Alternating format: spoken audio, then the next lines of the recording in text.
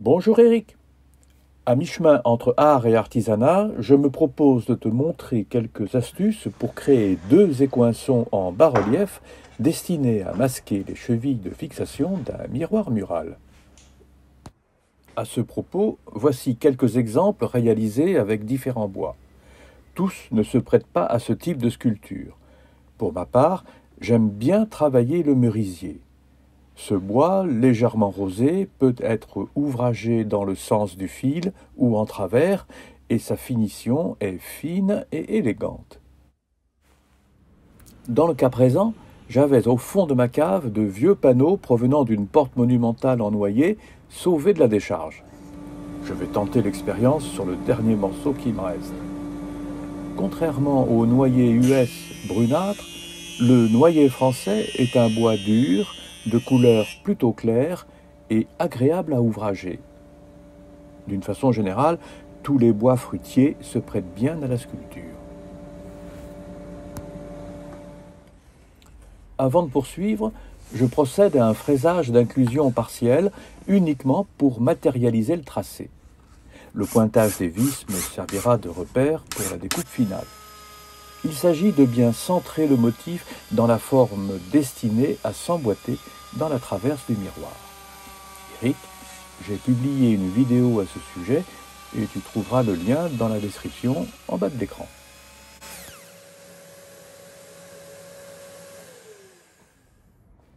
Une tâche préliminaire fastidieuse mais incontournable est le report du dessin sur le bois.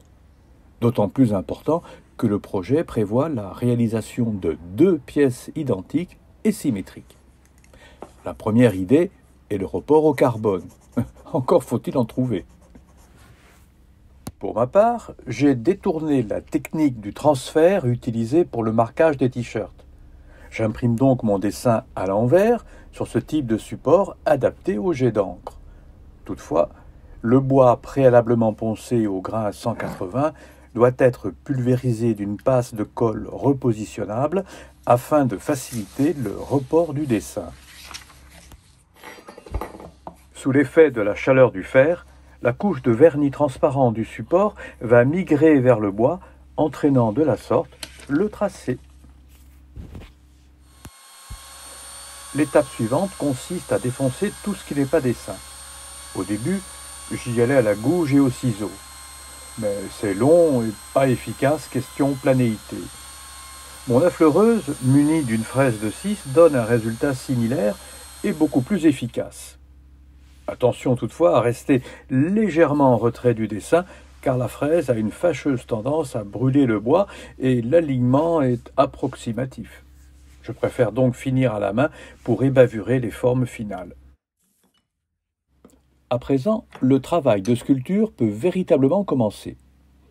On choisira la trilogie de Wagner ou les Pink Floyd selon les goûts, mais l'important est de lâcher prise et de laisser l'outil guider la main. Attention, création.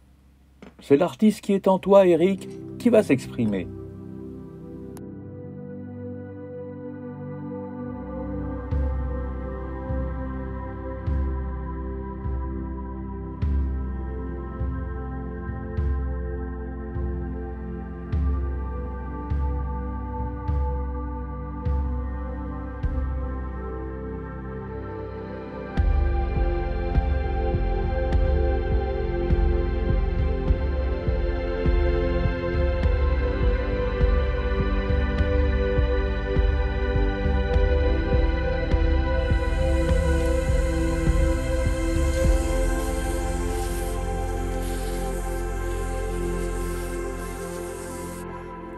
Afin de donner du contraste à l'ouvrage, je pratique un bouchardage des parties en défonce. Ça met en valeur les volumes et, il faut le dire, ça masque brûlures et accros dus au passage de la fraise. Petit addendum, je viens de retrouver cet outil de centrage de vis. Je le trouve plus efficace que vos poinçons. Inconvénient toutefois, on voit pas ce qu'on fait. Reste à découper la pièce de travail. Le repositionnement du gabarit est facilité par le pointage des vis que l'on avait fait tout à l'heure lors du fraisage initial. Attention lors du dernier passage à lever 3 ou 4 fois l'arbre de la défonceuse afin de laisser des picots. Sinon, la rotation de la fraise va immanquablement endommager, voire tout exploser. Voici enfin les étapes de finition. D'abord, l'aspect. Je préfère la teinte antiquaire à l'alcool de chez Libéron aux produits à l'eau qui ont tendance à redresser le fil du bois. Habituellement, j'utilise une poupée de mèche de coton. L'application est plus régulière en évitant les surcharges dues à l'usage d'une brosse de peintre. Cependant, compte tenu de la taille et afin de bien nourrir le fond, le recours à un pinceau donne un meilleur rendu, en particulier dans les fonds. Un lustrage léger au 180 en fin de vie et au tampon à récurer vont éclaircir les parties hautes et accroître ainsi l'effet de volume. Pour la protection, j'applique un saturateur qu'on nomme également bouche-port. Contrairement au vernis qui reste en surface et forme une pellicule qui risque de s'écailler avec le temps, j'utilise une huile cire de chez Blanchon. Le Rubio monocoque agit de la même façon. C'est pas cadeau, mais l'efficacité à long terme est sans reproche.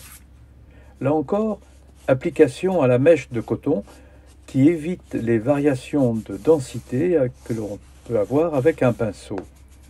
Un gros avantage qu'un vernis ne tolère pas, les retouches se pratiquent très aisément. Un petit coup d'abrasif, une seconde passe, ni vu ni connu. Et pour respecter la tradition des maîtres, maquettes et gabarits sont détruits.